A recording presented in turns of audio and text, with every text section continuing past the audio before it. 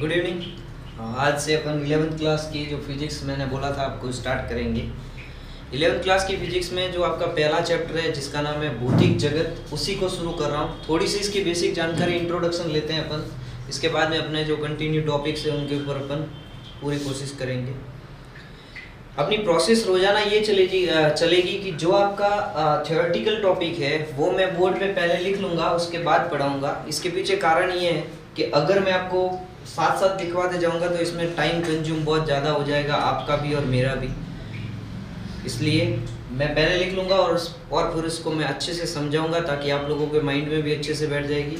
और लिखने की ये बात है कि ताकि टाइम ज़्यादा नहीं लगे, वीडियो भी ज़्यादा लंबा नहीं बने, आपको भी अच्छा टाइम मिल पाए समझने में, सीखने में। इसलिए अब ध्यान से देखें, फिजिक्स है जो कुछ थ्योरेटिकल टॉपिक्स है। पहला चैप्टर पूरा थ्योरेटिकल है, इसके बारे में आपको सिर्फ जानकारी लेनी है कि फिजिक्स क्या चीज़ है। क्योंकि अभी आप लोग 10th से 11th क्लास में अप्रूव होंगे, तो 10th तक की आपने जो बेसिक फिजिक्स पढ़ी थी उससे अब थोड़ा सा लेवल उसका अप हो जाएगा, इसीलिए आपको इसकी बेसिक जानकारी लेनी बहुत ज़रूरी है। और पहला चैप्टर आपका यही है, भौतिकी जगत। देखें, इसमें सबसे पहली बात मैं आपको समझाना चाहता हूँ वो ये है कि विज्ञान क्या है। विज्ञान अपन कह सकते हैं कि विज्ञान शब्द कहाँ से उत्पन्न हुआ, विज्ञान है क्या चीज़। तो मैं आपको ध्यान से बता दूं, ध्यान से देखें ये बात कि विज्ञान अर्थात साइंस, इंग्लिश में इसको साइंस बोला जाता है। इसकी उत्पत्ति जो होती है वो एक लैटिन शब्द है साइंटिया, साइंटिया से हुआ है। साइंटिया का लैटिन शब्द का जो एक्चुअल में शाब्दिक अर्थ माना जाता है, रियल में इसका जो अर्थ है वो क्या है, किसी भी चीज़ के बारे में जानकारी प्राप्त करना या जानना। दोबारा से बता रहा हूँ, साइंस एक्चुअल में जो शब्द है वो क्या है कि विज्ञान का अर्थ क्या होता है, इंग्लिश में अपन इसको साइंस बोलते हैं, जिसकी उत्पत्ति एक लैटिन शब्द है साइंटिया, उससे हुई थी। और साइंटिया का मतलब क्या होता है, किसी भी चीज़ के बारे में अपन को जानना या जानकारी प्राप्त करना। ठीक है, अब देखिए अपन कि अब मैं आपसे बोलूं कि विज्ञान की परिभाषा क्या होती है, तो अपन देखेंगे कि विज्ञान की परिभाषा क्या होती है कि हम अपने दैनिक जीवन में बहुत सारे प्राकृतिक, जैविक, रासायनिक घटनाओं को देखते हैं, वो सारी की सारी आपके विज्ञान के अंदर पाई जाएगी। प्राकृतिक कह लो, जैविक कह लो, रासायनिक जो भी घटनाएं होगी वो सब की सब विज्ञान में आएगी।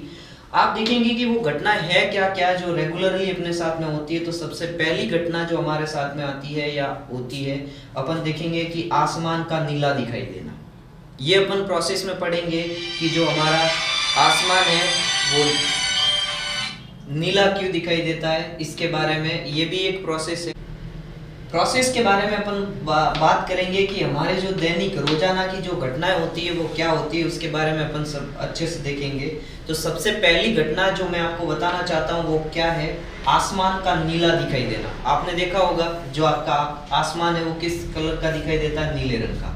अब ये प्रोसेस अपन सिर्फ इतना जानते हैं कि आसमान नीला दिखाई देता है, लेकिन एक्चुअल में इसके ऊपर जो पूरा असर होता है, आसमान का जो नीला दिखाई देना, इसके ऊपर जो कारण होता है वो होता है आपका भौतिक विज्ञान। बात समझ में आ रही होगी आपके, भौतिक विज्ञान की क्या है, एक अपन कह सकते हैं भौतिक विज्ञान के नियम के कारण अपन को ये क्या दिखाई देता है, नीला दिखाई देता है। आपको दूसरी प्रोसेस की बात करूं जो रोजाना होती है, रोजाना घटनाएं घटती है, इसमें दूसरी घटना आ जाती है सूर्योदय से पहले तथा सूर्यास्त के बाद भी सूर्य का दिखाई देना। ये आपने बात जानी होगी, आप देखते होंगे कि सूर्योदय से पहले भी और सूर्यास्त के बाद भी अपन को क्या दिखाई देता है, सूर्य का दिखाई देना। अब ये भी आपकी एक भौतिक विज्ञान का नियम है, आप सबको पता होगा, हमने पढ़ा हुआ है प्रकाश का अपवर्तन। 10th क्लास में आप पढ़ के आए हो प्रकाश का अपवर्तन। इस प्रकाश के अपवर्तन प्रोसेस के कारण ही आपको क्या दिखाई देता है, ये जो कह सकते हैं कि ये घटना घटती है, इसके कारण आपके सूर्योदय से पहले तथा सूर्यास्त के बाद में भी हमको क्या दिखाई देता है, सूर्य का दिखाई देता है। वो किसके कारण दिखाई देता है, ये भौतिक विज्ञान का नियम है। नियम कौन सा है आपका, प्रकाश का अपवर्तन है। अगर मैं नेक्स्ट बात करूं तो सूर्य ग्रहण और चंद्र ग्रहण, ये भी आप लोग अपन एक मान्यता, जो वैज्ञानिक मान्यता वो अलग है, और अपनी जो एक सामाजिक मान्यता या फिर अपन कह सकते हैं कि जो अपने देवी देवताओं की जो भी मान्यता है वो अलग है। लेकिन एक्चुअल में अगर अपन देखें तो सिर्फ सूर्य ग्रहण और चंद्र ग्रहण क्या है, ये एक प्रोसेस के कारण होती है। और वो कौन सी प्रोसेस है, आपके भौतिक विज्ञान के नियम के कारण होती है। दूसरी बात करोगे आप ऋतु चक्र कह सकते हैं अपन, वार्षिक चक्र ऋतुओं का, कि 4 महीने आपके गर्मी पड़ेगी, 4 महीने ठंड होगी, 4 महीने बारिश होगी। वो जो सारा ऋतु चक्र है वो भी आपका किसके कारण है? विज्ञान में भौतिकी का नियम है, उसी नियम के कारण ये होता है।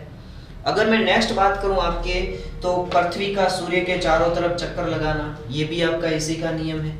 कि आपको पता होगा कि पृथ्वी सूर्य के चारों ओर चक्कर लगाती है। इसके पीछे कारण क्या है कि पृथ्वी और सूर्य के बीच में कौन सा बॉन्ड होगा आपका, कौन सा फोर्स लगा हुआ होगा, इसके कारण वो अपने ऑर्बिट में घूमती रहती है। इसी के कारण ये सारे के सारे जो मैंने आपके एग्जाम्पल लिए थे वो सारे एग्जाम्पल आप दैनिक जीवन में देखते हो, और भी बहुत सारे हैं। जैसे मैं आपको अगर बात करूं कि फॉर एग्जाम्पल अपन ले लेते हैं कि मैं कह सकता हूँ आप लोगों को कि मैं अपने हाथ को रगड़ रहा हूँ, हाथों को रगड़ रहा हूँ, तो कुछ टाइम के बाद में आपके हाथ गर्म हो जाते हैं। जब ये हाथ आपके गर्म हो जाते हैं तो वो भी तो एक प्रोसेस है, वो भी तो विज्ञान का एक प्रोसेस है कि आप रगड़ोगे तो ऊष्मा उत्पन्न होगी, और ऊष्मा उत्पन्न होना आपका एक साइंस या भौतिकी का की प्रोसेस है। दूसरी बात करें अपन, तो किसी भी पृष्ठ पर अगर मैं एक पानी की बूंद को गिराता हूँ या तेल की बूंद को गिराता हूँ, तो आप देखेंगे कि उसका जो पृष्ठ, जो अपन कह सकते हैं कि उसका जो आकार होता है वो सदैव स्फेरिकल होता है, या अपन कह सकते हैं हेमिस्फीयर टाइप में होता है।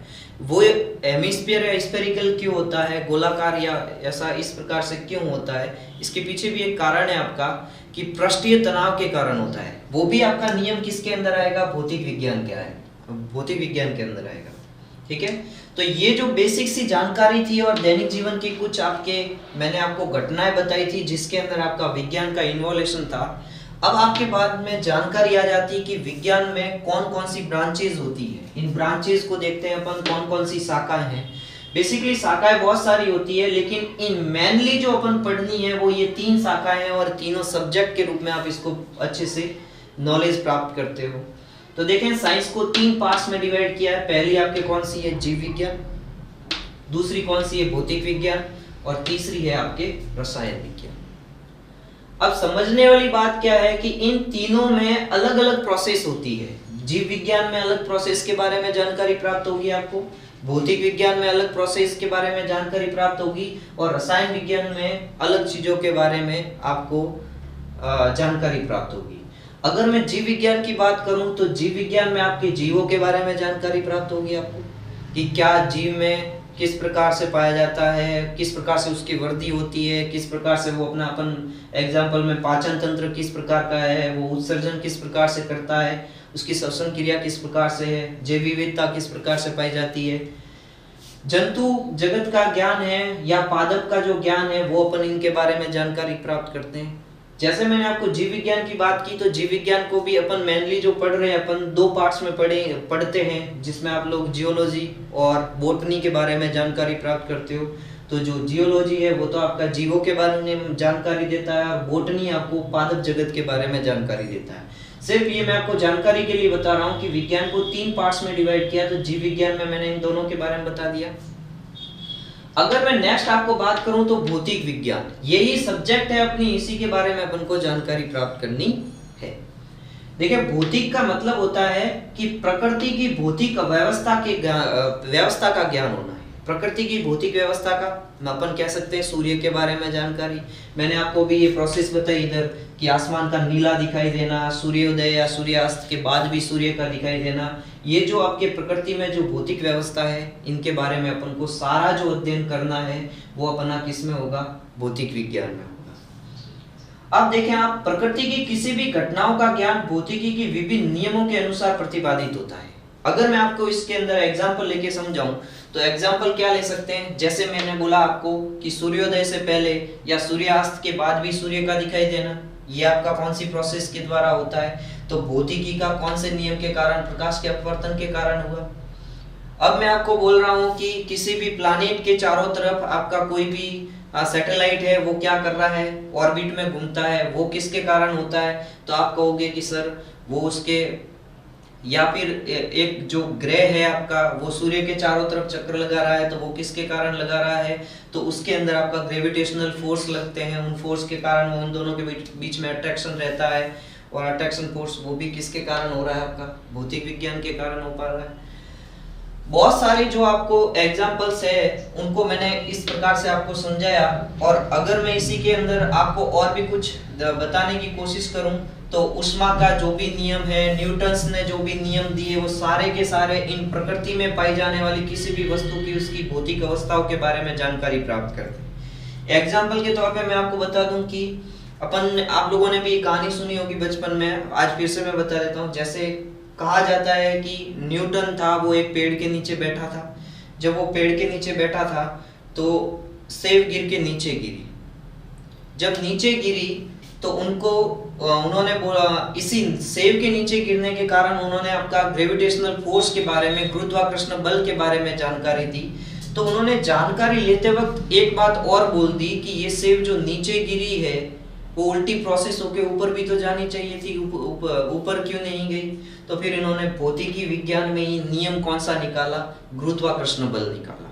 अभी मैंने आपको पृष्ठीय तनाव वाला एग्जांपल दिया कि किसी भी पानी की बूंद या फिर आप कह सकते हो कि किसी भी तेल की बूंद किसी भी सतह पे आप गिराते हो तो उसका जो आपका आकार होता है वो गोलाकार स्फेरिकल होता है। इसके पीछे भी कारण क्या होता है? पृष्ठीय तनाव। जो पृष्ठीय तनाव है वो भी किसके अंदर आपका आएगा? भौतिकी विज्ञान के अंदर आएगा। तो किसी भी घटना, प्रकृति में किसी भी प्रकार की घटना होती है, उन सब के बारे में जो आप लोगों को जानकारी प्राप्त करनी है उसके लिए अलग अलग नियम होते हैं। उन सभी नियमों का ज्ञान है वो अपन को किस विज्ञान में मिलेगा? भौतिक विज्ञान में मिलेगा। और तीसरा पार्ट आपका रसायन विज्ञान, जिसे अपन कहते हैं केमिस्ट्री। और केमिस्ट्री भी आपका विज्ञान की एक शाखा ही है, एक ब्रांच है, जिसके अंदर अपन कह सकते हैं कि किसी भी वस्तु, पदार्थ का, तत्व का या उसकी अवस्थाओं के बारे में अपन जानकारी लेते हैं। और अपन कह सकते हैं कि इस शाखा में अपन को रसायन के बारे में जानकारी, अपन कह सकते हैं किसी भी ड्रग के बारे में जानकारी ले सकते हैं। वो सारी प्रोसेस किसके अंदर होती है? आपके यौगिक कह लो, तत्व कह लो, सारी की सारी चीजें हैं वो आपको किस में प्राप्त होगी? रसायन विज्ञान में। लेकिन बेसिक आपका जो टर्मिनोलॉजी थी वो आपकी क्या थी कि भौतिक विज्ञान के बारे में आपका क्या था? अगर भौतिक विज्ञान की आपको परिभाषा बोलें तो आप क्या लिखोगे कि विज्ञान की एक शाखा है जिसमें अपन किसी भी घटनाओं को, किसी प्रकृति में पाई जाने वाली किसी भी घटनाओं के बारे में सुव्यवस्थित तथा क्रमबद्ध, मतलब एक सिस्टमैटिक स्टडी को ही अपन क्या कहते हैं? भौतिक विज्ञान कहते हैं।